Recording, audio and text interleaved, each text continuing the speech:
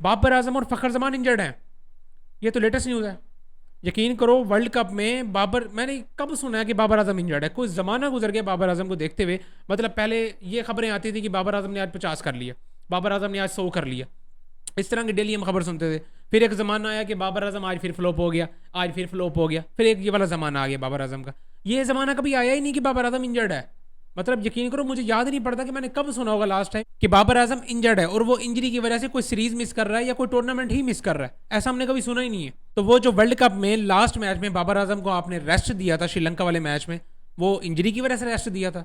हम तो ये समझ के बैठे थे ना कि हमने मैच ही बड़े तगड़े मार्जिन से जीतना है, तो बाबर का वहां पे कोई काम ही नहीं है, तो बाबर को बाहर बिठा देते हैं, फखर को लेके आ जाते हैं। ठीक है, हम तो ये समझ रहे थे। तो क्या उस मैच में बाबर आजम इंजर्ड था जिस वजह से आपने उसको बाहर बिठा दिया? या फिर वर्ल्ड कप के आखिरी मैच में पानी पिलाते हुए या अपना किट बैग उठाते हुए हैं, या प्लेन में बैठते हुए, या कहीं मोच वोच आ गई हो या इस तरह की कोई इंजरी हो गई हो, तो हम कुछ कह नहीं सकते, वरना वो बंदा खेला तो है नहीं।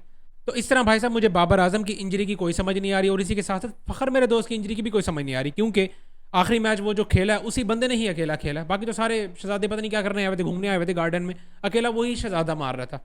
तो अगर फ़खर जमान इंजरी के साथ खेला था श्रीलंका वाला मैच, तो फिर तो यार उसको आगे जितने भी मैचेस आ रहे हैं, और अगर आप फ़खर जमान को खिलाते हो, तो इंजर्ड अगर वो बंदा है या नहीं है, उसको ज़बरदस्ती इंजर्ड करो, उसका कोई घुटना तोड़ो या उसकी कोई टांग शांग तोड़ दो या कुछ भी कर दो, उसको इंजर्ड करके ही खिलाओ, क्योंकि वो अगर इंजर्ड है उसके बाद उसकी परफॉर्मेंसेज और भी निखर के आती हैं।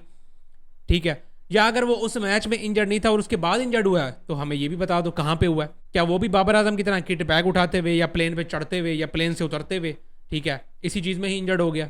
मतलब हमें कोई रीज़न भी तो दो ना, हमें पता भी तो चले कि हमारे प्लेयर्स इंजर्ड हो कहाँ रहे हैं, किस वजह से इंजर्ड हो रहे हैं।